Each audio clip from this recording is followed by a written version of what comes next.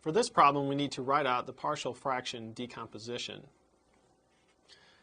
When we look at our expression, we see that we have a repeated linear factor in the denominator. That means that our partial fraction decomposition will take on this form.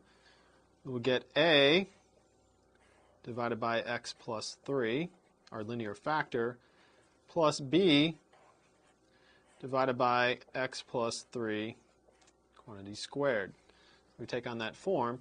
We want to clear the fractions. We're going to multiply both sides of this equation by x plus 3 quantity squared.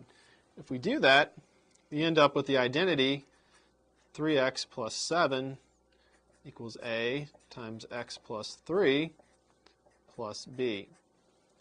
We want to clean this right-hand side up just a little bit.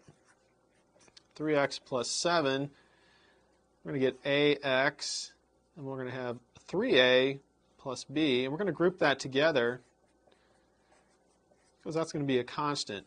So here we have an x term and a constant term, and we also have an x term and a constant term on the other side. This is an identity, so what we're going to do is equate the coefficients from both sides. So we'll have 3 is equal to a, because 3 is the coefficient on x here, and it's the coefficient on x on this side. The constant on the left is 7, and our constant on the right is 3a plus b.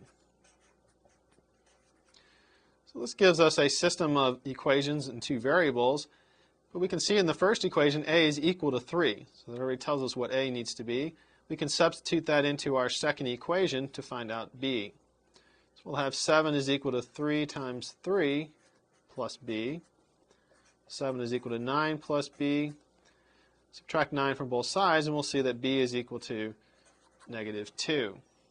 Since we know what a and b are, we can do our partial fraction decomposition. And we'll say that 3x plus 7 divided by x plus 3 quantity squared is equal to 3 divided by x plus 3 plus negative 2 divided by x plus 3 quantity squared.